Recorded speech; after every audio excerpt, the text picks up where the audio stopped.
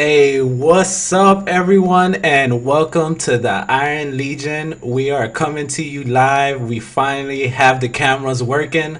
I got Walker. Go ahead and say hello, Walker. Hey. Uh, Alright, hey guys, what's up? we found a replacement for Blackheart. He got ran over by a yellow school bus, so we got Rufus here taking his place.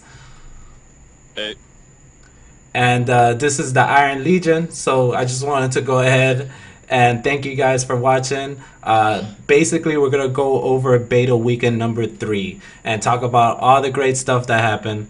Talk about crafting more towards the end of this video because that's something that I haven't touched at all. Walker has a pretty good grasp on crafting, and that's something that we're definitely going to talk about. Go ahead. Man, I always have like a freaking fly. Like every time I start to record, there's like a fly fucking coming, and this shit happens like every week. It only comes out when I hit record. Like I got so sick of it, I didn't want to go through an hour of this. Alright, so the fly's dead. Or it's not. Fuck. but Oh you yeah. have good reflexes if you kill Alright. on the Just first leave shot. Larry man. alone. Let's continue. At least you can see there's not that much lag. So I just wanted to go ahead. This is me during beta weekend number 3. This is some screenshots that I took. Mitsu actually took me inside Radasum, told me, hey, jump off this pyramid and you'll get like this really cool like sliding drop off, which was like super cool. Like we ended up dead, of course, but it was so cool because it really like is a huge drop. It kind of felt like I was jumping off a cliff and skydiving. So it's really awesome. Just some screenshots. You'll see me and Mitsu dead at the bottom of the cliff right there. So it's just Slide some of death. the slide of death. Took some Almost take screenshots. it. I was trying to take the screenshots for the Facebook contest. Did any of you guys get to do that? Did you turn in anything for the screenshot contest? No, I didn't even know about it. And No. I wasn't I Nothing. didn't have any good Of course. screenshots. Like Of course I I did spent held most out of my time in crafting, and I did not play at all during this beta weekend because I was being, I wanted to save all the Asura stuff for release. Didn't Alright. want to See, blow it. Waited this played long the- for it. I could wait a little longer. see, I played during the beta event, never touched anything Asura. I refused to play it because I'm saving it all for that right there. I didn't even go for the big special event at the end because it was held in the Asura area, which disappointed me so much because I wanted to go to it. Yeah, I got a ton And I of. wouldn't have been able to hold off. If I saw a little Asura running around, I'd be like, oh, screw it. I'm making one now. But I just stayed away. Yeah, I was the Stay same away. way, but I made a Savari, but I didn't go ahead and start doing the PvE zone. Like I just made a Savari, got past the beginning, didn't pay attention to any of the words, and just jumped straight into the PvP, and then I just pretty much PvP'd my ass off with Mouse and some of the other epic members from my guild. So it was definitely a lot of fun, and I didn't ruin anything for myself. So as soon as the game comes out, just expect to PvE for a good like 3 days straight, and then probably jump into some PvP. But going ahead and going into these videos, I have some videos I wanted to show you guys of some cool stuff. I'll go ahead and come over here. This is a structured PvP. It was me and Mouse fighting each other, and there were some members. I think Story was on my team in this game that we were playing, and there was like this super cool glitch that happened while we were playing. And you can hear people talking in the background because that's the ventrilo. I wanted to leave the sound a little bit so you guys can hear. This is me just owning people with my greatsword. Even though the greatsword did get nerfed, I still had a hell of a good time playing in bugs and just whooping everybody up as much as I possibly could. But as the video goes, you'll see that Mouse got stuck like in this little tunnel where only he was the only one who was able to get in there. And it was really cool because like size does matter with the game. So this is right now where the glitch is happening, and you actually see him go inside the tunnel right there, and then we couldn't get in there. We were like, what the fuck? Like, what the fuck? What's going on? And I was just trying to throw stuff at him. He was trying to kill me. You can hear him in the background talking. I'll turn up the volume a little bit on the video so you guys can hear it. Like you can go Why is under that? things. Like you can go under things So where you you're can't getting like raped, man. normally go. Yeah, my Yeah? screen is lagging a bit. That's I a- can't Yeah, really- like, Fun yo, of can you see me right now? advantage. It's the same way for Oh, everyone else. bullshit. That's Yeah, bullshit. man. Can you get in here? That's bull. And she comes back and he's like half health. I'm like, oh, okay, man. Not that Yeah. good, hey? So that was something cool that I thought that that happened during the beta weekend for me. I don't know if any like cool little type of things happen to you, whether that's a bug or not. What do you think, Walker? You think that's a bug? You think that's something that should be in the game? I'm pretty sure that's a bug. I mean, the fact that nobody but an Asura can get inside of that right there, that's got to be a bug. But I mean, there's no way they put that in there purposely. I mean, did he get stuck in there, or could he jump in and out of it? No, he actually jumped out of it, and we ended up killing him. But yeah, he can jump in and out of it. I don't know if he was able to do it a second time. I didn't really ask him. But I don't know. I thought it was kind of cool if they would add that. Like maybe if your race could do something special in a certain zone and it kind of add something to you. I mean, I know it doesn't sound good. A lot See, of I don't people know would if that'd be a exploit good it. idea or not. Hmm. Yeah, I mean, I don't know if that'd be a good idea or not, because then the Asura would have the advantage on everything, and a Norn would have very little. I mean, you'd have a Norn who's sitting there running around who can't even fit through a doorway, and then you have an Asura who can run in through a mouse hole. So, I mean, that just would not be Well, have the what I fairness. was thinking was like a Norn, since they're big, maybe they can only like be like in a certain area where the Asura can't fit, like can't jump to that level as a Norn because they're bigger, and add like those different type of vantage points. I mean, it would add a lot to the game and it take a lot of resources, but that's something that I thought would be cool if they added that to the structured PvP. To find those little Yeah, extra secret spots that you can get into. Well, I it'd be think it'd be completely fair to have but it would Asura destroy just a lot of going the through rat balance in the holes. game. Yeah, I want some Asura Oh, holes but through I'll tell you what, the PvP Asura can maps. jump. yeah. Go ahead, Rufus. I'm not sure who I showed. Yeah, Go ahead, go Rufus. ahead. It's Yeah. just, I might be a little bit, sided with the Asura since I'm going to play one, but leaving that aside, I think some Asura little holes through the map would be some nice things to add to the map. A mouse hole. That's what they just put in the chat in the live stream. That would be pretty awesome. Got a little mouse hole with his name on it, Oh, like but one of the Mighty things Mouse. though, yeah. Go ahead. One of the things though is that they did say that all of the hitboxes are the same size, regardless of Norn being big, the Asura being small. The hitboxes are the same. So technically, it would have been a glitch that he got in that room, in that a Norn would have been able to fit in there just as easy as an Asura would have, just because the hitbox is the same. There's nowhere that an Asura can go that a Norn cannot. Because then the hitbox would have to change and everything else. Now, so I mean, that's one of the big issues there. Having certain classes being able to fit in other places would unbalance the game big time, and you would have to change so much. Yeah, but And it just it was break PvP. definitely Oh, Rufus, your camera went away. You need to fix that. well, it was definitely Oh, cool shit. just to see that Still glitch up on mine. and definitely be able to record that. You guys look fine on the camera, so I don't know if you have any issues, but yeah, I see your little things. So we'll go ahead and go to WW. Me and Mouse, I guess I spent a lot of the first day with Mouse, so I have a lot of video of me and him. I'm not in love with him or anything like that, so don't get it twisted. But me and Mouse, we got into WW and then we found a skill point. So this is one right here where we just killed a spider and we clicked the thing and we got it. Now this skill point, I actually tried to do it by myself beta weekend number 2, and I was very unsuccessful because there was a lot of like that spider had another spider, and both spiders, like one spider was super strong, the other spider was whatever, and it was just really difficult to do on your own. Now that I have Mouse with me, we went ahead and got that skill point. So I wanted to show off like WW and how you can get skill points in WW, and there's a lot of different ways. Like if you're only in the keep in the internal battlegrounds and you go to the middle of the castle, you can actually get a skill point there also. I didn't get video footage of that one, but it's pretty cool the way you can get different skill points in WW. Did any of you two get to try that out? Any skill points grabbing? I did see all the skill points in World v World, but yeah, it No, I seemed to didn't be even kind go of to World in the lackluster third beta. because the amount of time you have to put in just to get it is kind of redundant when they only give you one, because you have to siege like Stone Mist Castle, the whole freaking castle that everyone's trying to get one.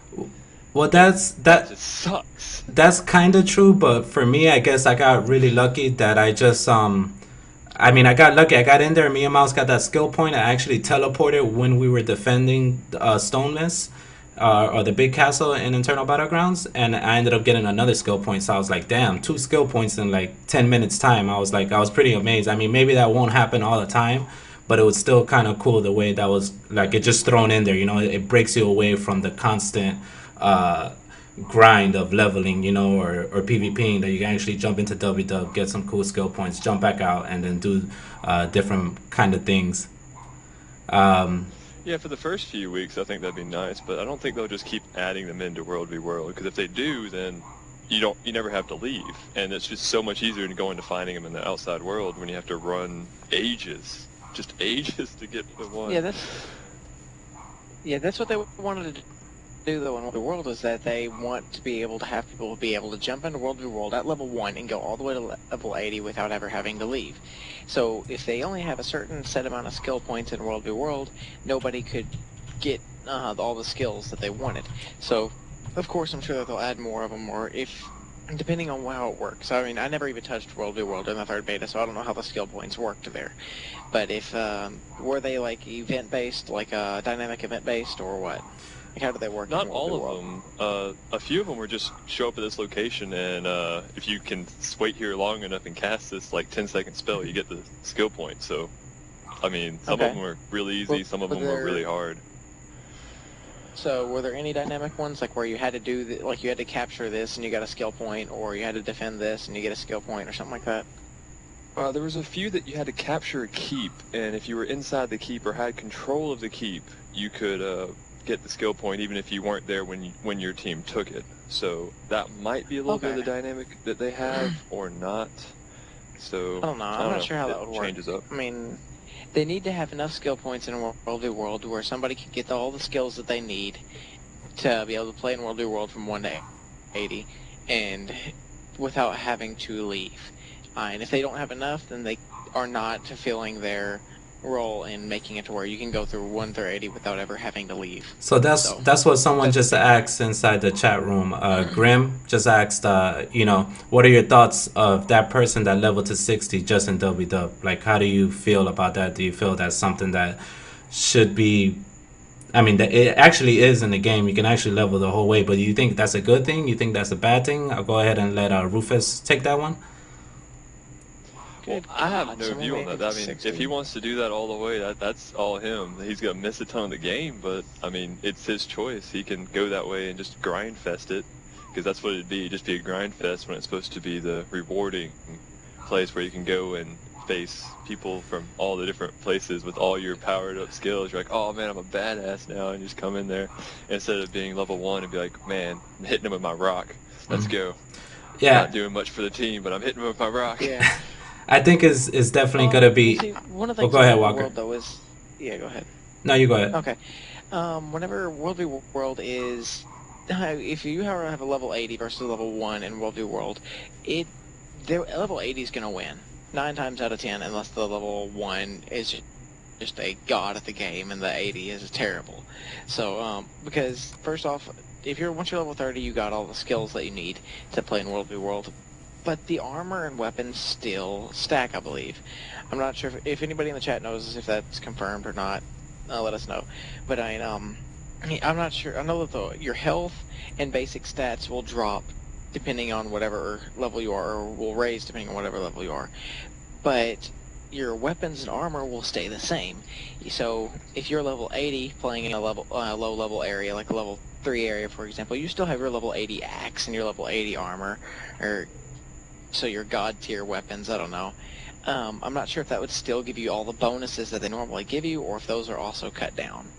But like I said, if anybody in the chat knows out there, I'm just curious on my own way. So if they know it, just throw it out there. Yeah, but it's definitely cool to think like, all right, when we get to, like, right now we're doing structured PvP. We have all our spells, all our abilities, all our skill points. We're able to see how we are at endgame. Now, when we get thrown into that WW situation at max level and have everything and get to like be in a more open environment and get to use everything, it's gonna be like completely insane. It's gonna feel like a completely different game to be able to experiment. I mean, what works in structured PvP is not gonna work in WW. So of course you're gonna have your high-end builds just for WW. You're gonna have your high-end builds just for structured PvP. But a lot of the W type stuff we haven't gotten to see because no one has reached max level in the betas that have started. So it's definitely, you know, some cool things to think about as we get there. There's really a lot of W that we don't know, that we don't understand, just because we haven't spent enough time in there and we haven't been able to max out our characters in that type of instance. Yeah, But going off what you just said there, one thing I got to bring up, since we've mainly been low-leveled in World v World, one thing we've all missed is, say, 10 elementals just bum rushing in a castle and all popping their, you know, freaking tornado of death. I don't know if my computer can handle that. If it can, it's going to be like screaming at me, and that's going to be just awesome to see. Like, someone's sieging a castle door, a little Asura jumps off the top of the castle, pops tornado, 50 people start flying around and just dying. And that's something we really haven't been able to see just in the game because no one's been up high level enough. Especially if you get, like, you know, 3 or 4 people on each side just doing it at the same time, trading them off. yeah, I have some video of, actually, I can't show it here because I didn't add it. I didn't have enough space, but I have some video of the other team actually breaking down the gate in Stone Mist Castle and storming us, and we're pretty much at a choke point inside of like a hallway. So it's like 50 of them, 60 of them against like 50 or 60 of us, and we're just like in the middle of that hallway right before you get into the center of the keep, and we're just battling it out for, like, I'll say like a good 10-15 minutes, and then the battle actually carries its way from the hallway all the way up the steps, and then of course they're going after our leader of the castle, which is in there, and I believe that one, it was like a mage at the time. So they're all right in front of the entrance trying to kill the leader, and all of us are using the leader as a kite or as a shield, and we're just practically going back and forth, and they made it all the way up and then ended up dying right in front of our leader. So it was super cool to actually like see that all happening, and then everyone get pushed back, and then everything kind of resetting and going back to the beginning. So it was definitely like a cool experience that I got to see in WW during the beta. So I definitely can't wait to be that higher level and just to be able to use different type of abilities and the elite skills that Rufus was just talking about. Before I close out this section, Walker, you have anything else you want to talk about with WW? Like I said, I don't know hardly anything about WDev. I didn't spend any of my time on that. During the last beta weekend event, I spent 80% of my time in crafting. The other 20% was in the PvP with you all, or just trying to find out all the different things that I could find, like running around collecting materials, things like that. I didn't spend hardly any time on anything but crafting. All right. Rufus, you got anything else for WW about your experience while you were in it? Besides kind of getting repetitive, but then also not being able to see the full extent, because these are supposed to be going on for a week, 2 weeks at a time, and they've been like reset after a few hours. I don't know if the balancing is just gonna be screwed up, or like if there's gonna be like 150 siege golems just walking the map by the end of those 2 weeks. Well, that's something that they actually talked about. They said for the beginning of the game, they're gonna only make them as long as they were in beta. So I believe it's don't quote me on this because I can't remember exactly, but it was like a 48-hour or 72-hour before it resets. So the points or the actual fighting is only gonna be like 2 days or 3 days right at the beginning, because everyone's just starting out, and then eventually it's gonna go to that 2-week period of fighting each other, and then whoever has the most points win. So I thought that was something very cool that they're actually thinking about before they start the game, and thinking about how the 2 week is too long when you're very low level. Go ahead, Walker. Yeah. About World v World, well, I'm not sure if they've mentioned this or not, but what is the prize for winning in World v World? Like, if your world is ahead at the very end whenever it does a reset, is there a prize for that, or you get screwed over the next time you get matched up? You know what? I've been trying to get my wife to play the game, and she keeps I keep telling her about WW, and her number one question is that, what do you get for doing this? Like, what do you get for doing this? And I'm like, I don't know, it's fun. That's you get to like be cool and just like be the number one. Yeah. But so I looked into it, and you actually do get something, and I believe it's a buff, but I'm not sure the way the buff works, but you definitely do get a buff for winning it. But as what the buff is or how it works, I do not know that as of now. And that's pretty much gonna wrap up this WW section. Now I wanted to go into the new PvP map. that I spent pretty much most of my beta weekend 3 inside of, and that's the full fire, which basically there's a guild leader on your side, there's a guild leader on their side. You have a big wall, like kind of like a home base on both sides, and then you have 3 points in the middle of the map. There's one in the middle, one to the right, one to the left of the map.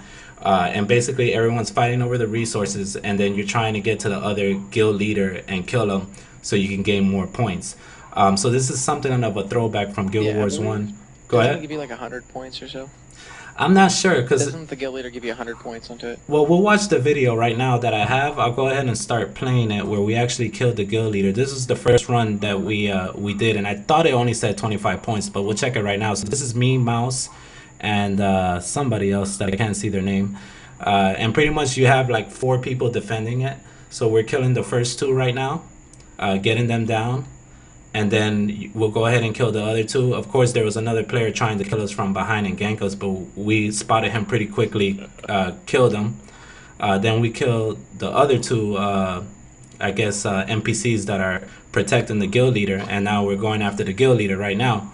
So you can see Mouse is there tanking. I jumped in, just doing as much burst damage as I can. Normally I would hit for about 17 to 2k. Against him I was only doing like 5 to 6, 700 damage. So he's definitely very hard to tank by yourself. This is coming from someone who can solo the chieftain or Sylvanus by himself. He was definitely a lot harder. I tried a couple times to do it and I failed by myself, so it was definitely really hard. Did you guys see? Did it say 25 points? I didn't get to see. I can go ahead and rewind that if you guys saw it. Did anyone see? Did it say 25? I didn't see. I haven't seen it yet. It hasn't stores There. in the stream. Well, I so, just- I mean, it hasn't even gotten there yet. I just rewinded, so let me see. He's dying right now. It says 25 points, Guild Lord kill. So it looks like it was only 25 points, but I'm not 100% sure. All right. Mouse says that is 25 points towards your personal score, but it raises your team score by 100 points. Oh, okay. So your team gets 100. Your personal score is raised by 20. All right. All right, so that That's makes kinda sense. cheap. Thanks, Cheat Sophia sheet out of Mouse. 75 points. Well, here's the other parts of the map that I wanted to show you. This is the Curie. I can't pronounce it. I can't ever say anything right. But basically, it's like a mining area. It looks like a mine shaft, or like you're going to a cave. There's a lot of kiting capability in this part of the zone, or this cap area. You can see I'm fighting someone from Epic right now. I think it was Little Guy. I was pretty much chasing him for like a good 5 minutes. This video is actually, it took me like 2 videos of me and him fighting, because he was just kiting me around. And you can kite a lot of people around this area, around the hills, around the shafts, around everything. So it's definitely a very interesting point. And each area has its own like way of doing it, way of kiting people, just different environments. So it's very cool. It's not like just, hey, this is a spot, you need to take it over, and that's it. Like there's a lot to it, a lot of advantage points that you can use, and you can just see from some of the fighting that I did right there. Walker, you got anything about? It also seems you have a lot of more visibility than you did in the other battlegrounds, because I didn't play on this one personally, but just from your video, you can see a good ways across the map. But on the other ones, they purposely added in fog and then buildings just the to art get in style the way, was cool. so you could not do that. Mm-hmm. And you can see right there. I played on this map a few times, and it was pretty interesting. We went through the tournament and did pretty well on it. But it's the range on it is, since all the points are pretty close together, one of the teams that we fought against who was just absolutely amazing, and even though it was a 5v4, they stomped us in the ground. It's close enough for a Mesmer to lay an entrance and exit portal between 2 points, so they can actually run back and forth between the 2 points and keep that open. And it was very impressive. I mean, they had thought about this a lot whenever they played against us, and we learned a whole lot from it as well. Yeah, I have video of the portal, because I was like, all right, when we did that 5v4, we were on the same team and we were in a tournament, and the other team had 4 players, and they were making fun that, they were like trying us in the beginning, trying to be a little bit funny, like, oh, this should be easy for us, blah blah blah, and they ended up whooping us. And it was like me, Mouse, Walker, and like 2 other people from the guild. I can't remember exactly who it was, but we got our ass I think whooped. it was Evangle, me, you, Mouse, And yeah, I don't remember who the last one was. Yeah, so we automatically thought, we were like, yeah, we can steamroll these guys. It's 5 versus 4. You know, we don't have to really have any strategy, and that kind of caught us off guard because they all whooped us 1v1, like or 2v2 or 3v3. They just put it on us, and what they were doing was once they controlled the cap or each cap, they had a mesmer who had portals, and he was pretty much putting down a portal and then running back to the other side, putting the portal over there, and having the team members teleport between each portal. So if we went to attack one of the caps, he would actually come and like the whole team would show up there, and then we'll go try to another cap or another area, and the whole team would show up again. And it was just like, it was insane. And I actually made a mesmer and tried that ability out. And because I thought it was too OP, I was like, come on, man, you're teleporting the whole team to one area so they can like own it and then just keep owning you back and forth. Like, that makes no sense to me. So I checked out the spell, and it actually only lasts for 60 seconds. So whatever this mesmer was doing, either he had a trait in there that made it last longer, or he was actually just running back and forth dropping portals while his team was defending. Whatever it was definitely a very awesome strategy, and something that if you're playing structured PvP, you definitely have your mesmer to be on top of that. Walker, I know you were in the fight, so go ahead and tell me what you thought about that. It not only that was that Mesmer able to run back and forth. There was two of us who were guarding the point. I'm not sure if it was either me and Evangle or me and you, who were trying to defeat one point. But that Mesmer could fight us 1 versus 2 and just about win every time. And they also had the Elementalist who could do about the same thing. So we could. There was 2 people on our team that could fight 1 versus 2, and then they had 2 other people who could do whatever the hell they wanted. So, I mean, it was just an insane fight. We stood no chance against them because we just did not have anything planned like they did. Rufus? I don't know who they were, or else I'd give credibility to them. But it was just, it was a learning experience on that. So you were outclassed, just plain and simple. Like we can't beat these guys. Completely. This is done. Yeah, we thought we were hot shit for like the first couple games, and then we ran into them, and we just fucking like a fucking pie in our face. 500 whenever we were around 350. I think we got about 350 points. They got about 500. That was rough. Then we joined the next tournament and fought them again whenever they had 5 people. And I don't think we reached 100. Yeah, they destroyed us. 500 before we reached 100 points. They demolished us. That was rough. It definitely taught us a lesson that we needed a lot more training and a lot more we need to put into it before we can even start. I just found out yesterday that my PvP build for the last beta weekend got nerfed, and I didn't realize it because I was doing really well. But when it came to tournaments and when we faced somebody like that, I got destroyed. And that was the only time I pretty much got destroyed, the whole entire beta weekend number 3.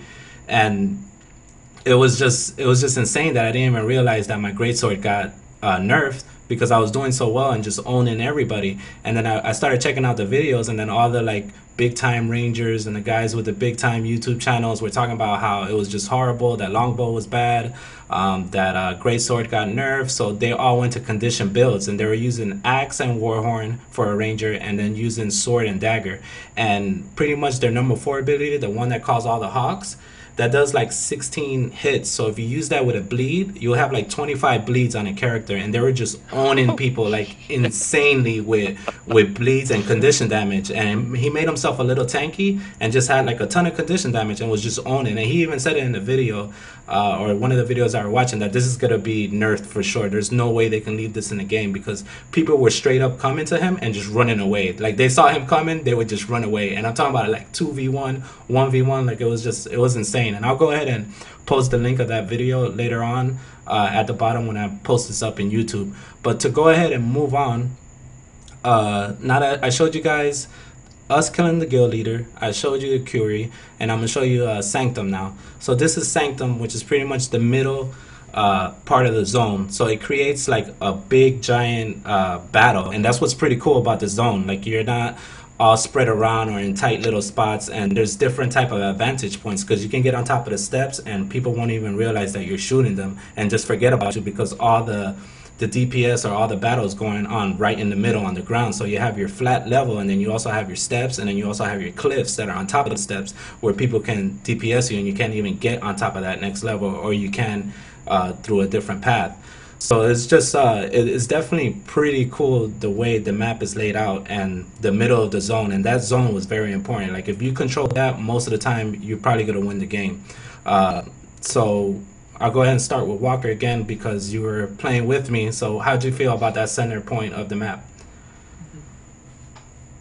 The center point, it was large, big open arena. I mean, that's basically what it was. It was an arena. Anyone who was in the center was open. It was a big open fight. The two side areas had some elevation, drop-offs, different things like that, so you could run around to hide behind walls. It made it a little bit more complicated. Well, made the fighting a little bit more complicated because you could actually use cover, different things like that. While the center point was purely skill and not. And there wasn't really many things to hide behind unless you were running up on the staircases, things like that. It was just an open area. Yeah, so coming from someone who hasn't seen it, what do you think about the video, Rufus, of that center area and the different advantage points that you have inside that cap? Well, you talk about advantage points, but then you don't use them, so I'm kind of wondering about that. Well, that's because I was using my greatsword and just trying to swing at anything I could find. So. All right, I'll take your judgment on that, but I mean, it looked pretty good. Again, I have to mention the fact that you can just see forever on this map, and that's such a big difference. Just being able to see people coming so you can run away, or you just go and meet them and people can't sneak around you as much. That's just massive for me since I didn't play on this one, and I was just so used to people just showing up with like a full team and not even seeing them come across the map. And I like the fact that they have just an open area that you can just go on skill alone, just flat area, best for just a duel, pretty much. Yeah, definitely. Saying I'm better than you.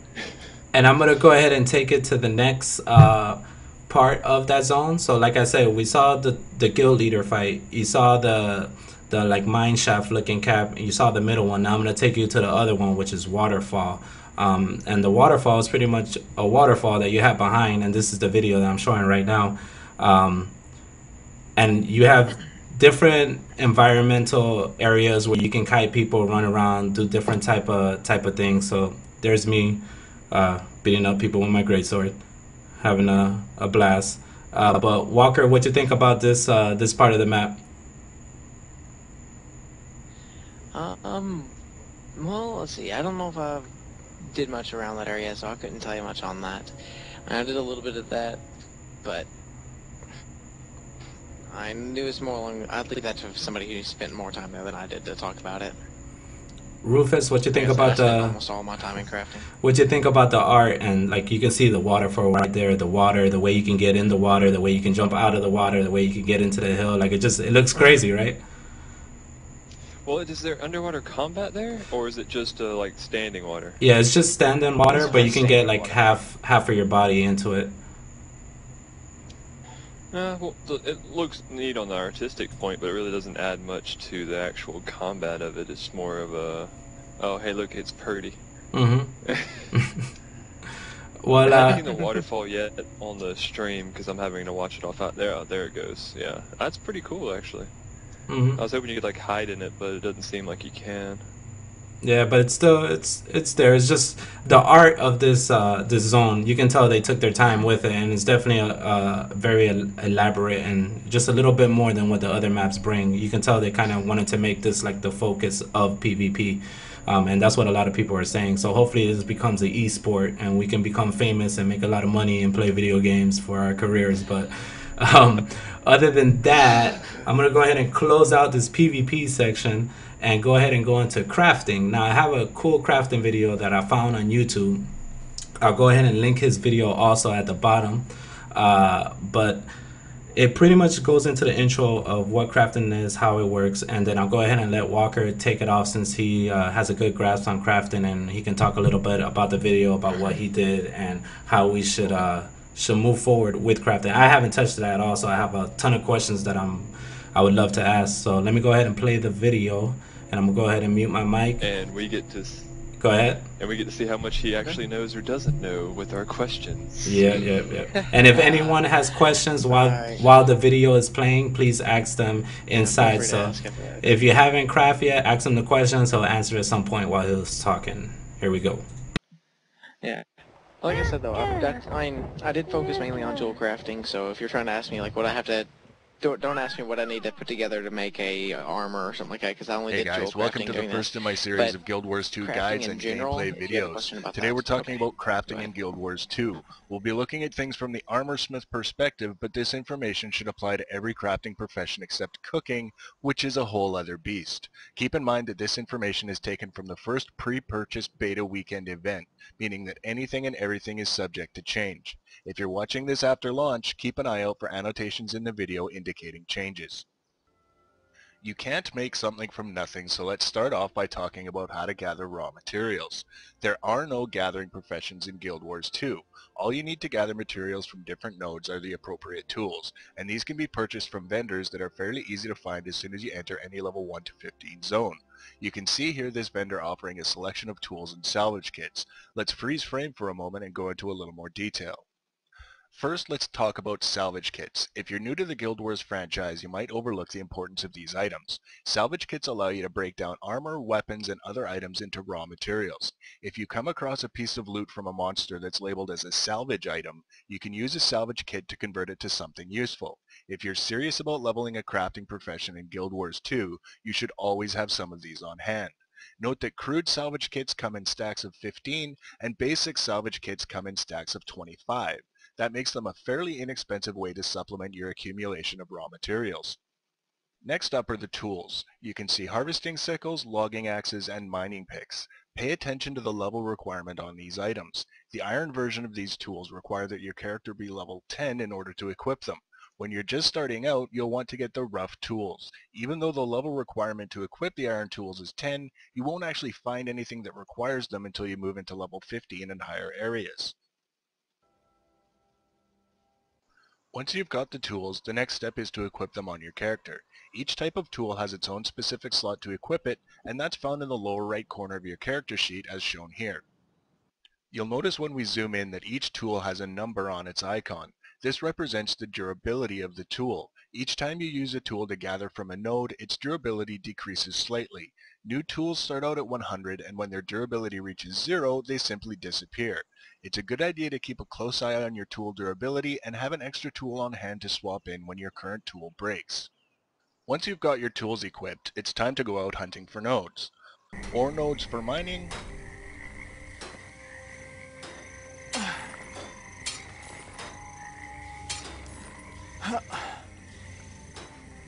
trees for logging,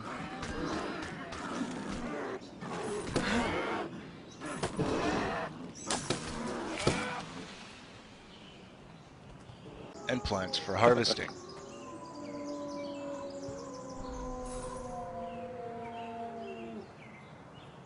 All right, so that's pretty much crafting.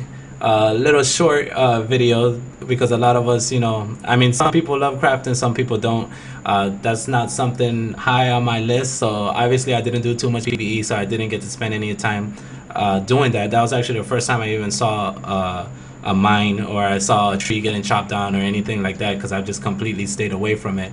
But Walker, what do you think about crafting in Guild Wars 2? Do you think it's better than, like, let's say for me, EverQuest 2 was probably the best crafting system that I was a part of. I played a lot of different MMOs, and some of them were better, some of them were worse. But for whatever reason, EverQuest 2, like their crafting system, just felt good. It felt rewarding, and it was something that I wanted to do, even though I didn't like crafting. How do you feel about Guild Wars 2 system and how their approach on crafting? Well, first off, I can honestly say the crafting makes a little bit more sense than Morrowind. Oh, well, I guess he left the call. Yeah, we lost him. I'll give him a call in a second to fix that. Alright. But, in the crafting and art there, you actually get an accomplishment from crafting things. If you make something new, it gives you more experience for it, and you unlock, you whenever you craft things, it requires you to actually put together pieces of a puzzle. I mean, it's not like, oh, here's a piece of bread and here's goes. No, here now you got a potion of, and let's see, now you can see people who are invisible if you drink this potion. No, it's not like that. It's more along the lines of, all right, here's a gun stock, here is a barrel. Combine them. Now what do you know? You have a gun. It makes sense in the crafting, and you get a sense of accomplishment whenever you've actually found out a new recipe. It actually works the way it needs to instead of it trying to just randomly throw things together. And like World of Warcraft, I mean, that's one of the things that I played a lot was in World of Warcraft, the crafting, you had to buy the recipes or find the recipes. This one does not make you have to go out and try and grind certain things just to find a recipe so you can make a piece of armor. Instead, you actually have the ability to find out the recipe yourself. You may have 3 items in your inventory you can just throw together and be like, oh, here, this will make this. And then you have that recipe permanently. It works out very well, and it, like I said, it does give a sense of accomplishment. So I have some questions here from the chat room. Epic Black Walker is asking, will you enjoy crafting even... Oh, getting a call. New software. Sorry about that, guys. Rufus is back. I guess you guys can see the way Uvu works, so it's pretty cool. Hey, Rufus. Nice to see you. I don't know what happened. It just, like, kicked me out. It was like, hey, you want to add this guy to friends? I was like, maybe? You're calling me in the middle of a show. What's up with that, man? No, it's cool. Yeah. All right, so Black Walker was pretty much asking, if you don't like crafting, does it still do something for you stat-wise? I gotta get back in the show. Crafting, for those people who do not like crafting, it is not a necessity. If you find an item through a quest, like through a karma vendor, you may find a weapon like a gun or an axe or something like that with good stats on it. But in crafting, you can craft items that also have the stat bonuses that you may not be able to find normally. So if you want an axe that gives you plus power, it's so much easier to make an axe that gives you power than it is to go out and try and find someone who will sell it. So that'd be the only advantage of actually having a craft, is you get to have whatever you want. But it is not a necessity, because of course there is an auction house. There are friends out there who will have crafting as well, so if you ever find something that you need, you can find someone who can make it for you. The crafting in this game, though, is it really gives you a good incentive to do it, because you get an easy amount of experience from it as well. There's the incident. That's around that area. But I also noticed that he posted up. Go ahead and answer this question. Raises above the chat box. He said that on the nodes instance, for every single character, everybody has their own nodes. Like if you see a copper ore vein or whatever, you can run over to it and mine it, and your friend who's with you can also go over and mine it. It does not disappear for them if you've mined it, because everything is instance. Everybody else has their own own sets of the copper ore everywhere, so you can run over to it and you don't got to fight over it who can get it first. And go ahead and talk about leveling while crafting. Like, I heard there was like a certain percentage, or if you do a certain amount of crafting, like, how does that work? How much crafting do you have to do to get a level? Right there. Whenever okay. Well, according to Guild Wars 2, they posted this up at one point. They said if you are able to level up every single craft from 1 to 400, because 400 is the max crafting level. If you max all 8 crafts to 400, you'll reach level 80, and you can do that without picking up a sword or anything like that, never touching a weapon in the entire game. Now, so you can spend your entire time crafting. You can have you can have an alt who just sits at the crafting table all the time, and he can get to level 80 at a similar pace, as long as he has the materials to do so. And I did some math on that right there with 8 different crafts at 400 each. That's for every 400 levels in crafting, that'll give you 10 levels in towards 80. And because the game is balanced, like if you are level 79 and you get some, oh, and you do some quest or whatever, that you could do at a low level, like say level 10, you will get a equal amount of experience. So like, say level 10, it gives you 100 experience, level 70, it may give you so many thousand experience for it. So it is balanced out, and you will level up the same pace no matter what level it is. They try and say about an average of, what is it, you say about 100 or 1.5 hours per level if you're playing at a decent pace. But do you I think that's consider about it. do you consider it fun? Like, is it fun to you to level I that way? like it. I mean, I personally like it just because it gives a sense of achievement, and for some people, I'm not a grinder. I hate games whenever it comes to grinding. There's no way. I know we have a few people who are in our guild who are going to be rushing to 80, and we're going to be doing. They're just going to find an area with a lot of people, use the kill streak boosts and the experience boost, and just fight everything, trying to level up as fast as possible. I could not do that. It would drive me insane. But I can go over, have my inventory full of materials, and find every different crafting thing out there, set my computer to craft 10,000 copper bars, and leave my computer. I mean, if that is possible, I would do it. But, I mean, of course, they have a similar thing where you can only craft something so many times before the amount of experience it gives you decays.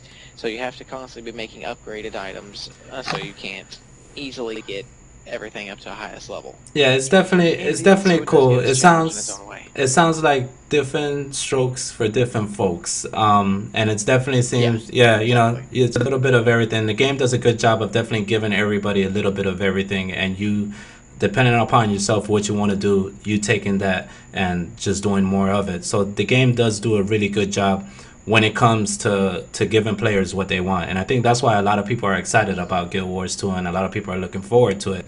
Rufus, what are your ideas about crafting? Have you tried any crafting in this game? Do you look forward to it, or you just want to stay away from it?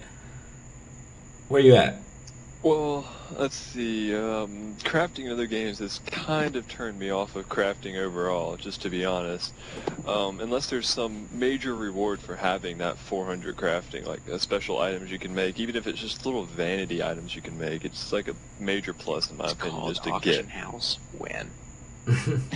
Eh, just It's little, called reaching just little level things. max level first, so you can sell all the items. But when Kara was talking about he doesn't like grinding, but then he mentioned getting all the materials. I mean, that's just a different type of grind. You still have to go out Yeah, there. it You is a still have to different find them, and that's gonna be a lot of walking for 10,000 copper bars, mate.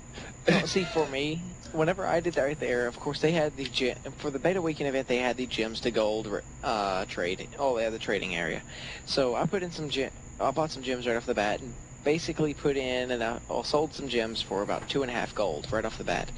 And using that gold, I was able to play the auction house, and that I never really even had to go out and collect crafting materials myself, because with that 2.5 gold, I was able to buy materials, make what I needed, sell it on the auction house, get the materials back. So I guess you could say it's a auction house grind, because I have to learn what sells for what I need to make in order to make the most profit off of it, and be able to keep my keep an income, so I can actually keep myself supplied.